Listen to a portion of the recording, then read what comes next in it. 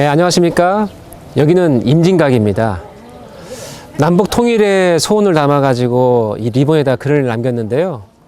정말 많은 분들이 이렇게 글을 남겼습니다.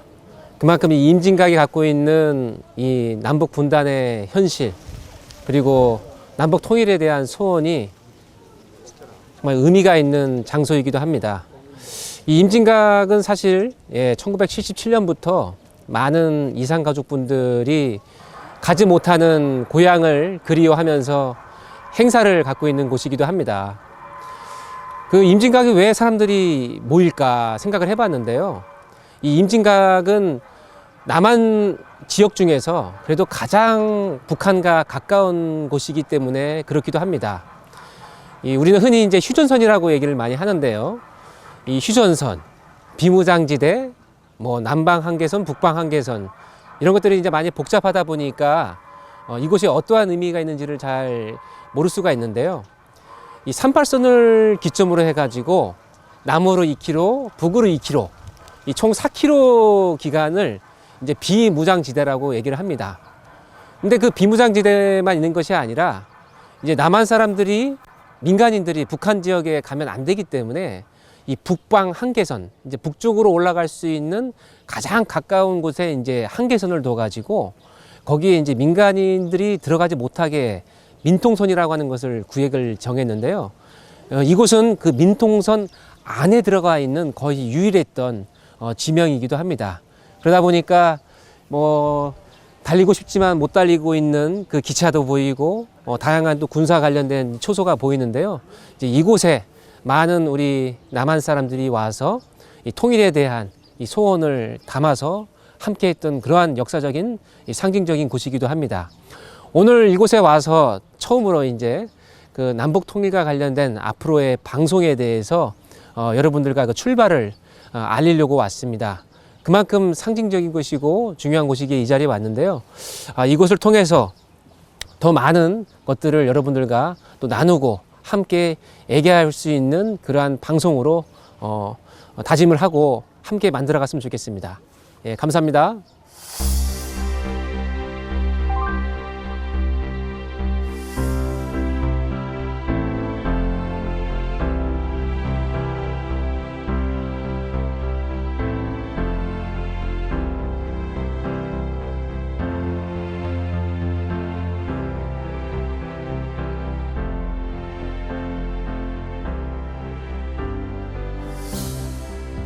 네, 지금 현재 임진각에 있는 이 시간도 참 의미가 있는 시간인데요. 김정은 국무위원장의 건강에 대한 그 이상이 있다라고 하는 부분들에 있어서 다양한 전문가들이 또 극단적인 반응과 그리고 발표를 하고 있습니다.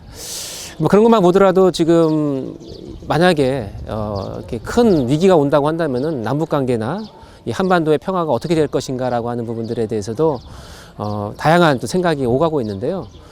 이러한 부분들에 있어서 제가 걱정되는 것은 뭐냐면 아직 우리 남한에 있는 많은 사람들이 북한의 어떤 체제나 북한의 현실을 많이 좀 모르기 때문에 공공연한 어떻게 보면 걱정과 아니면 좀 짐작이 많지 않은가 생각을 합니다.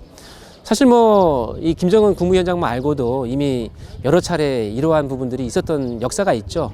가장 멀게는 1994년 7월 달에 그 김일성 주석이 사망을 했을 때가 있었습니다. 그때 다들 99%의 그 전문가들과 많은 국민들은 이제 북한이 무너지겠구나 그렇게 이제 생각을 많이 했었는데요. 어떻게 보십니까? 무너졌습니까? 안 무너졌죠. 그리고 그 다음에 이제 김정일 위원장 2011년 2월 달이었습니다. 그때도 사망을 하게 됐었을 때도 저는 이제 그 친한 사람들이랑 밖에서 놀고 있었을 때거든요. 근데 갑자기 뉴스가 나오더라고요. 그때도 김정일 위원장이 갑자기 사망을 했다는 뉴스 속보가 나와가지고 같이 있었던 우리 친구들이 야, 이제 북한은 끝났구나 이렇게 얘기를 많이 했었습니다. 그런데 끝났습니까? 예, 끝나지 않았죠. 그러니까 사실 지금은 누구도 김정은 국무위원장이 건강이 어떻냐라고 하는 부분들에 대해서 예단하고 정확하게 말할 수는 없긴 하겠지만 중요한 것은 뭐냐면 어떤 상황이 온다 하더라도 북한이 바로 이렇게 무너질 것이다라고 보는 것은 역사적으로 보더라도 그리고 북한의 현실을 놓고 본다 하더라도 좀 그런 가능성은 좀 작다고 생각을 합니다. 사실 그런 부분에 있어서 김일성 주석이 사망했을 때를 떠올린다고 한다면은 그 당시에 많은 사람들이 이제 북한이 붕괴할 것이다라고 생각했지만은 이 가정연합을 창시했던 우리 문선명 한학자 총재께서는 그때 김일성이 주석이 사망하고 나서 그냥 모두 끝났다고 생각했는데 그렇지 않고 이 박보희 세계일보 사장을 북한에 조문을 하게 만듭니다. 근데 그 당시 지금도 그렇지만은 그 당시에 북한에 가서 조문을 한다라고 하는 것은 사실 뭐 불가능했던 사항이었죠. 6.15 정상회담 이후에 남북 간의 그런 교류 협력이 진척되지도 않았던 상황이었기 때문에 불가능했던 것을 가능하게 어렵게 만들었던 그 이유가 앞으로의 북한을 어떻게 이루어야 될 것인가, 어떻게 만들어 나가야 될 것인가라고 하는 부분들에 대해서 우리 문선명 한학자 총재께서는 그렇게 조문이라고 하는 아주 어려운 그 결단을 결정하게 하셨고, 그 이후로 많은 어떤 가정연합과 북한 간의 그 지속적인 그 교류가 또 그 당시에 그 결정으로 인해 가지고 진행됐다는 것을 알 수가 있습니다.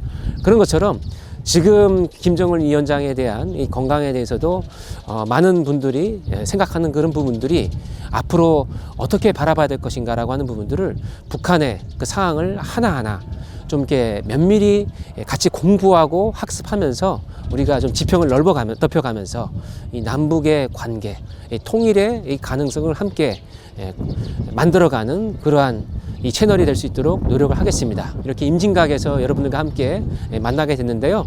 앞으로 더 많은 더 깊은 얘기를 나눌 수 있게끔 함께 준비하도록 하겠습니다. 네, 감사합니다.